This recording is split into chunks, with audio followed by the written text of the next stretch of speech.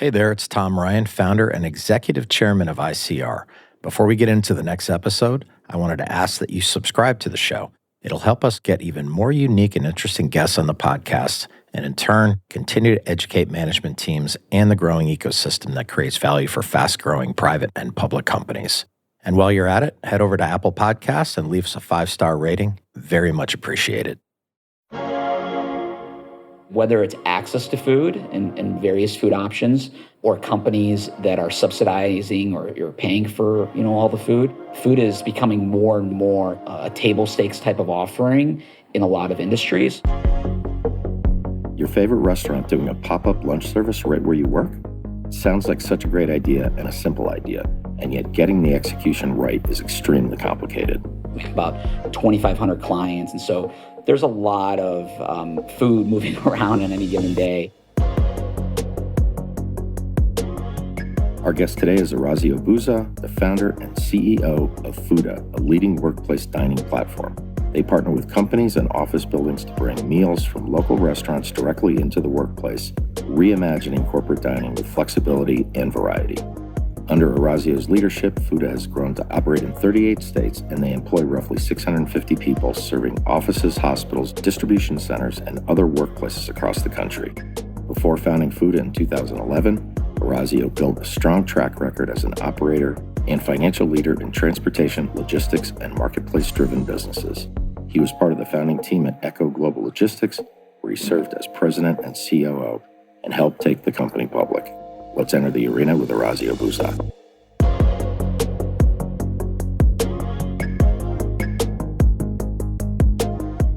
So before this new venture, you're part of kind of the founding team at Echo Global Logistics, which I talked about. Maybe talk more about that experience and how that sets the stage for what you're doing right now. Yeah, well, absolutely. There's a direct connection. So I was, part of the founding team. I was the president day one of the company, and, went from, call it an early stage concept all the way to about a year after our IPO is how long I stayed there. And, that company it's a marketplace business, primarily in the transportation logistics space, where our clients were large manufacturers and distributors. And on the supply side, we work with national trucking companies, airlines, et cetera. Yep. And the reason I'm going into detail is that there's a lot of similarities with Fooda in that we're also a marketplace business where we have multiple sides. Yeah. In addition to the supply side and the client side, we also have consumers, and I'm sure we'll get into that a little bit later here. But in terms of the evolution at Echo, as the company was starting to get some traction, call it a couple years in, we had probably about maybe 200 or 300 people in a location in Chicago. And while we were in a hop-in area, there weren't a lot of food options. It was a developing neighborhood. Yep. And our employees were asking for some additional food options because going, to lunch was taking a lot of time. And so one of our employees had this idea to start inviting local restaurants into our office and selling food to our employees. And it started out as a 1-day-a-week program. And over the next, couple years, It grew to a 5-day-a-week program. And it was our most used perk. People talked about it all the time. I had nothing to do with it. I was just a periodic customer.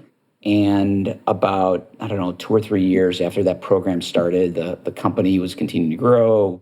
We IPO'd. And about a year after our IPO, I was thinking about what I wanted to do next. Well, I think, a lot of executives that go through that journey get to be, on the other side and at a publicly traded company, they're miserable. Yep. I was not one of those people. I actually loved it. I loved Echo. I loved being there.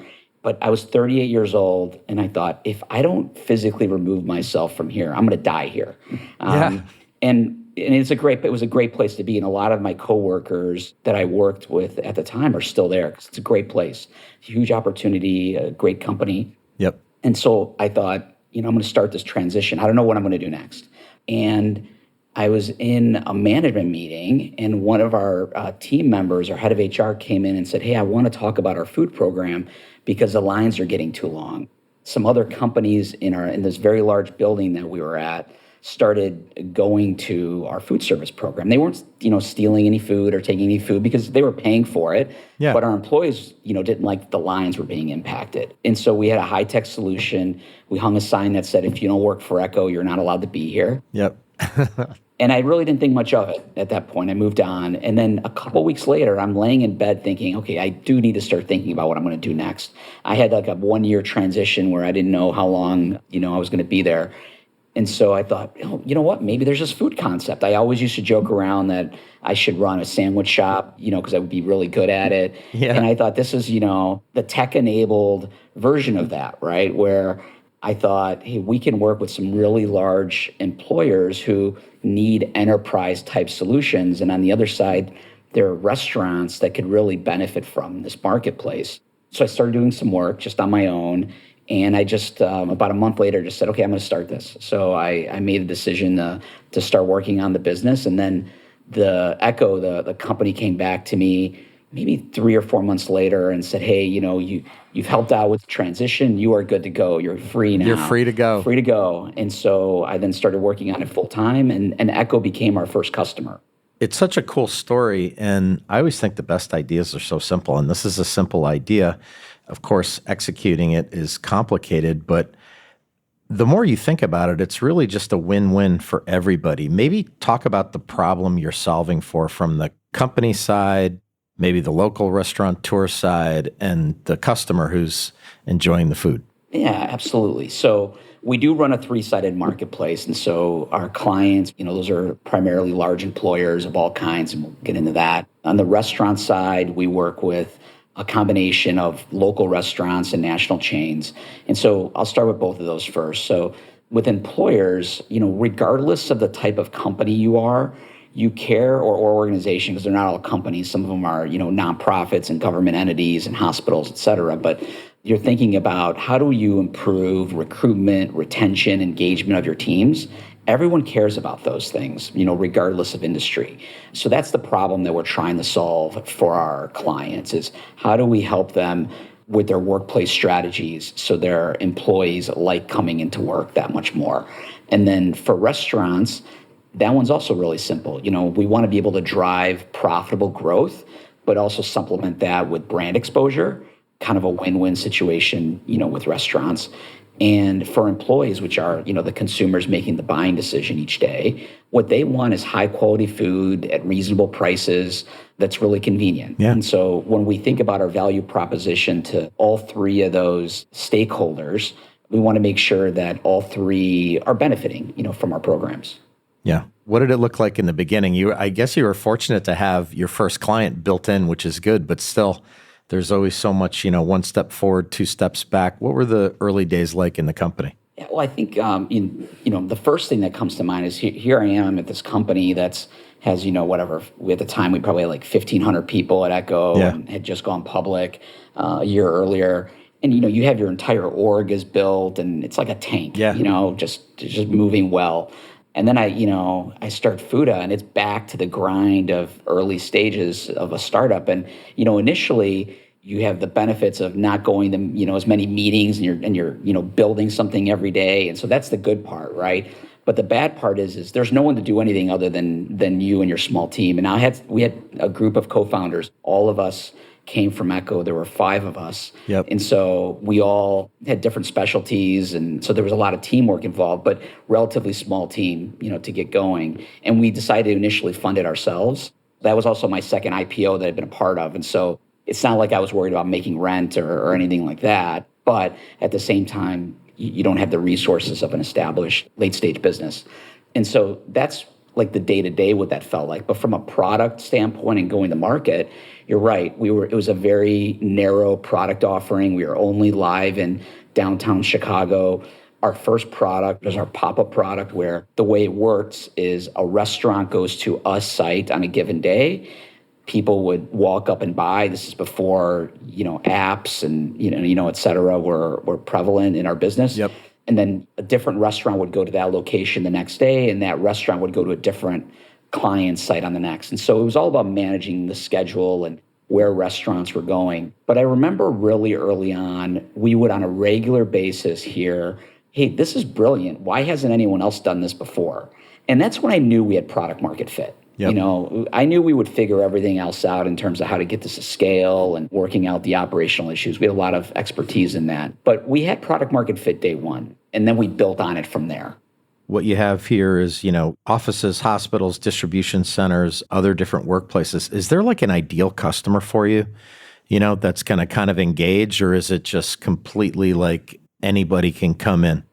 If you think about it, it's almost like there's a matrix, right? We have products and we have different types of clients and what are the problems that they're trying to solve for. And there obviously has to be some alignment there. So if you're a 20-person company, the products and offering is a little different than if you're a 5,000-person company, that has a big campus. And so one of the things that we pride ourselves in and that we've spent a lot of time over our history here is making sure that we have a diversified product and spectrum of services so that we could take care of all kinds of locations and all kinds of industries. And so, yes, we have a very broad product list and we are able to service clients in big cities and in small cities, et cetera.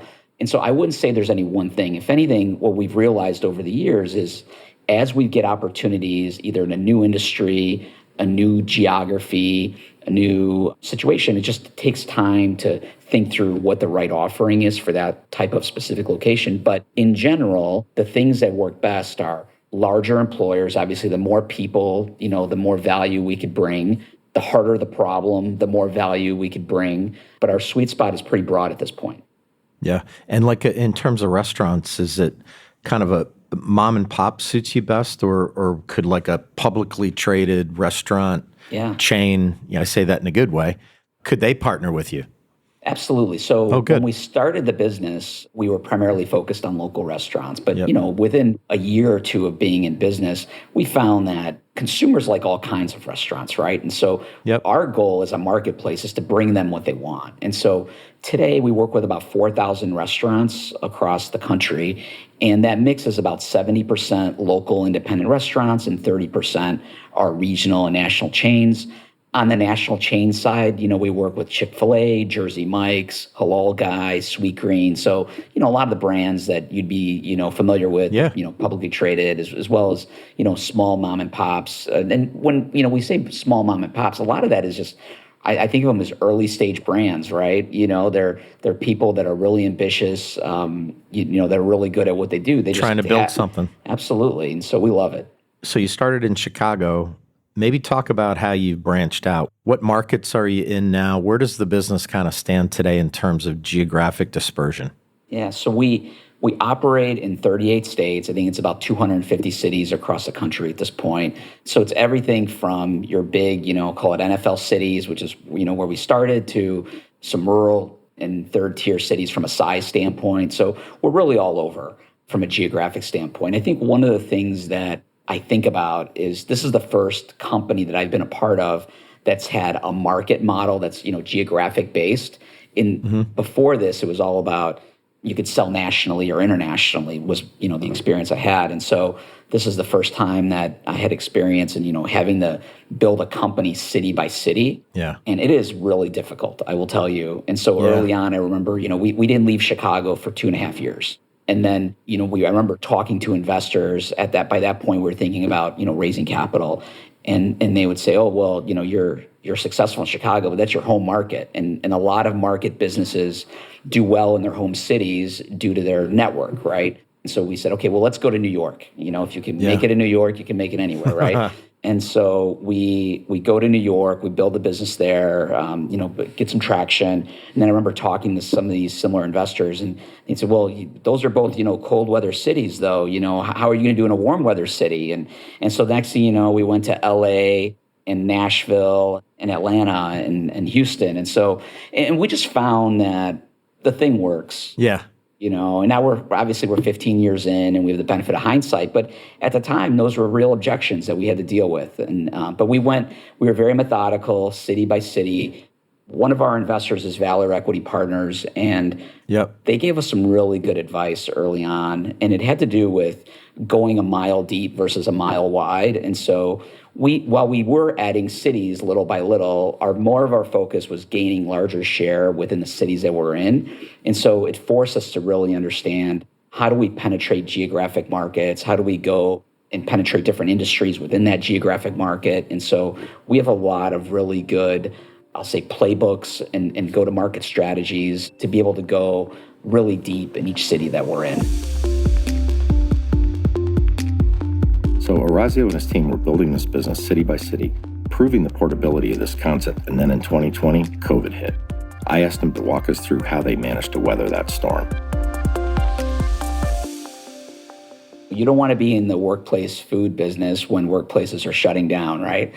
And so from a practical standpoint, what happened is we lost about 95% of our business, within a couple weeks. We went into survival mode really fast. Yeah. Just to put it in perspective, going into the pandemic, I think we had about 450 employees. We operated in about 25 cities, and the company had just become profitable, and we had just raised money. So oh my God. We went into it, as strong as you can imagine for an early stage company. But nothing can prepare you for losing 95% of your business and having no visibility into what's on the other side. No. And so we got some really good advice. I remember early on in the pandemic, trying to talk to as many people as I could that, can help us think about the problem.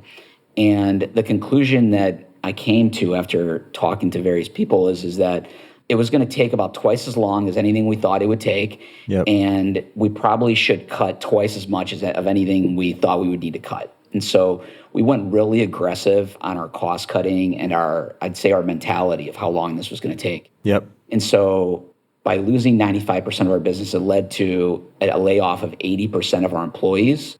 And so we went back to being a small company. And as part of that process, there was this phase where we went to each person that we wanted to keep, because some people just self-selected out, right away. Yeah. And we understood, but we were very open. We're like, hey, this is what totally, yeah. There was no hiding. They had to understand, Exactly. And so, as part of that process, it was, hey, we have to get back into, doing things ourselves. We're not going to be 3 layers deep in management, et cetera. And so we started over. I remember one of our board members at the time, when we were going through this, said, hey, if there's one silver lining is that a lot of people don't get a chance to do something a second time. And I know that you're going to do this much better the second time around. And he was right. Everything about the company now, just, getting a chance to build it a second time around is just much better. Yeah. We were very good at what we do, and we got there a lot faster because of all the learnings that we had along the way. Yeah, I have to tell you, having lived through the financial crisis and COVID and all this stuff, when you are hardcore through periods like that, you just come out such a stronger company. I would imagine hopefully some superstars rejoined you, and maybe you were able to upgrade in certain areas with new talent, but just grit and toughness, coming out of that period and being a better company. Absolutely. One of the things that comes to mind based on what you just said is that, a lot of times when companies are going through their version of a restructuring or layoffs, et cetera, it's really about a cost-cutting exercise. And so they cut a lot of the people at the top, and they keep a lot of people that are kind of the doers, day in, day out. Yep. And we actually made a decision to go the other way. We kept a lot of people that were at the top who had been with the company the first time around to build it. Yep. Because we said, hey, we're going to come on the other side of this, and we want people who know how to build it. We don't want to have to rebuild all of our management layer. And so we stayed a little top heavy. Now, we all took, big pay cuts and things like that during that time, but we stayed top heavy, and it really benefited us as the growth resumed, in that we were able to go a lot faster because we had the horsepower. To put it in perspective, about 80% of our current business is clients that we didn't have before the pandemic. So wow. Our story is not one of our clients all coming back over time. That is not what happened. Yeah. It was that we rebuilt the business with a completely new client base. Yeah. And how about, post-COVID return to office? Some companies are 5 days a week back to normal. Others are kind of partial. What's your take on what's happening right now, and kind of what trends you're seeing in office usage and employee expectations for coming back? I can just speak for ICR. You want people to come back. Some of the senior people are like, I don't feel like, I want to work remote. And it's a real dance. What are you seeing? Yeah. So first of all, I would say my belief is that hybrid work is here to stay. And so I don't see that changing in a big way. Now, I think if you were to peel back the onion a little bit, what you're finding is a lot of the, call them mature companies that were around well before the pandemic are the ones that are experiencing a lot of hybrid work and some of the things that you're talking about. But if you look at some of the newest of the new companies, especially in the AI space, a lot of those are in the office 100% of the time. I think there was some companies that were started during the pandemic that are 100% remote, and that's a strategy, to go in that direction. And I think if you're all in, you can do very well with 100% remote based, getting up to a certain size. I think that model starts to break down a little bit once you're more than a couple hundred people. But I do believe that hybrid is here to stay. And if you take a look at some of the real estate data, the amount of people going into the office continues to creep up. It's up, a couple percent each year over the previous year, and that's been pretty consistent. So I don't see things changing in a major way, but there is each year a little bit more of people going back in the office, and there's a little bit of a tailwind there for us. When I think about what's winning in the workplace, it's very clear that whether we're talking about a company or a building, that amenities and workplace culture are really important, and that's what's winning. When you think about from a real estate standpoint, which buildings are having the most success from a leasing standpoint, they're ones that are highly amenitized. Your Class A trophy buildings, I would say, are the leading example.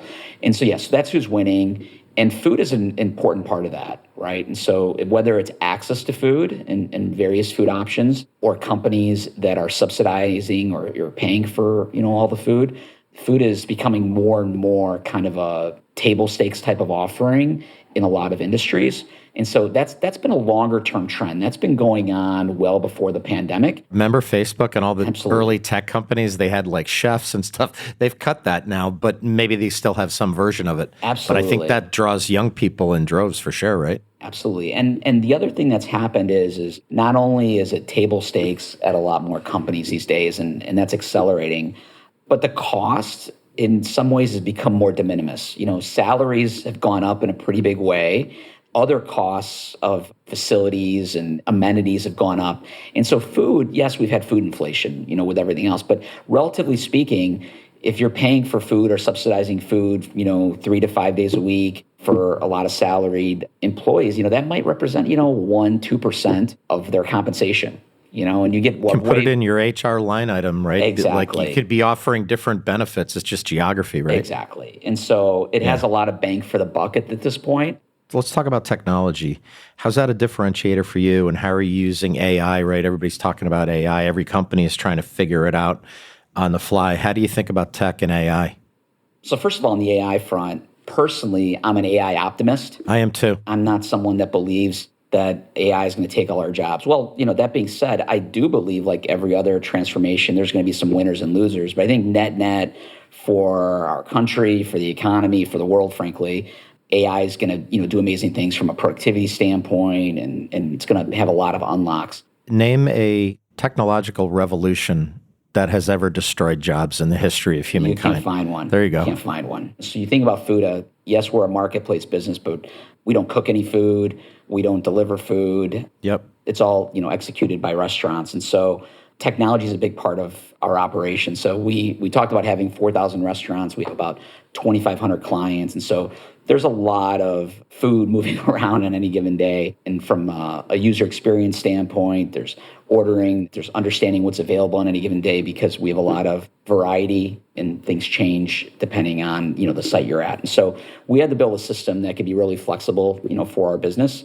And so we went in early on in making sure that we had a really rich consumer interface. And so we've had a consumer app for 15 years and started out with just, giving them visibility into restaurants. And now we have a full-blown point of sale system. The consumer can, provide feedback, understand their options, no different than if they were going to a Starbucks or a Sweetgreen. That's when we think about who we want to be benchmarking against from an experience standpoint on the consumer side. You can order ahead, do all those things, regardless of the restaurant. And then from the client side, we want to make sure that we're giving them visibility into their food program and all the things that would go into controlling the offering. So everything from understanding the financials to variety, things like sustainability, where the money is going, so we can give them, hey, these dollars went into these zip codes.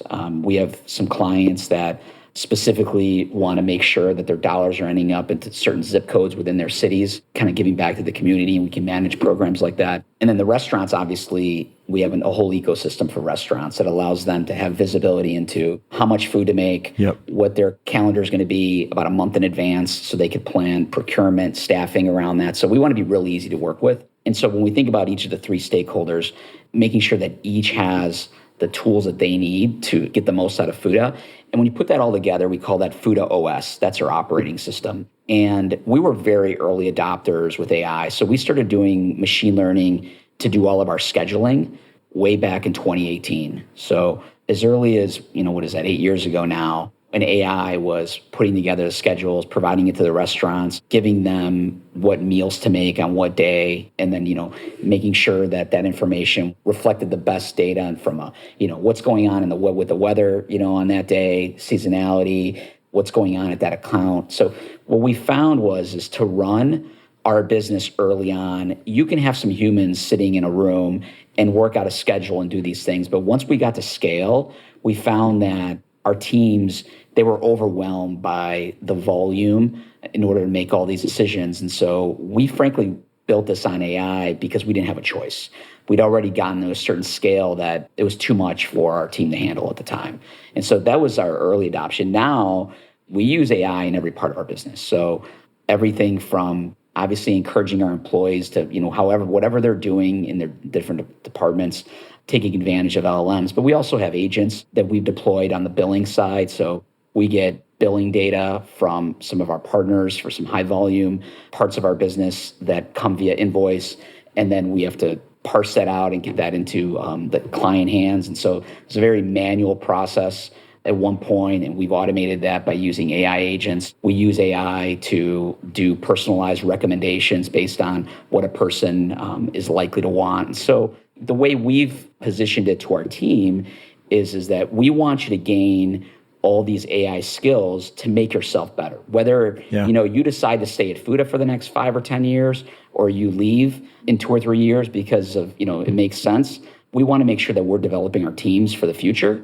And so we've embraced it. We've given them the tools. We've told them that, hey, use them for Fooda, use them for personal stuff. They're there for you to use. And so we're encouraging it. Yeah, that's awesome. And as we sit here today, we're obviously midway through 2026. You've been growing significantly. And I just wonder, I always think like you can only do 2 or 3 things really well in one given year. What are you focusing on and what are you most excited about as you look to the rest of 26 and into 27? Yeah. So one of the things that we take some pride in is, we want to be continuing with expansion each year, whether that's geographic or product expansion. And so we have some initiatives around both, and we've made some really good progress. So one of the things that we're doing is we're releasing a new product here. It's called Fooda Card. It's a payment card. So think of it as a fintech product that helps with meals at work. And so we're already in beta with some customers and want to go further along with that product. So I'd like to see that get more momentum and get higher adoption by the time we get to the end of the year. So that's been one of the things that we've been working on. Geographic-wise, I think we've opened about 45 new cities up until this point in the year. And so we'll continue to do that. We've got some really big opportunities that are going live here in the back half of the year.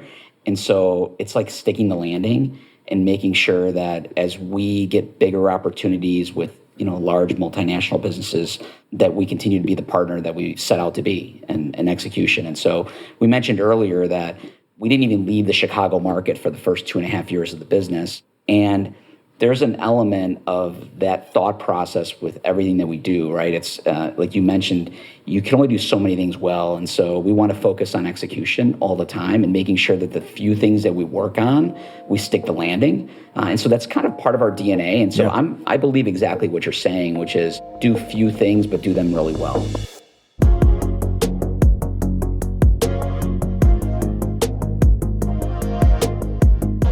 That was Orazio Buzza, founder and CEO of Fooda, a leading workplace dining platform.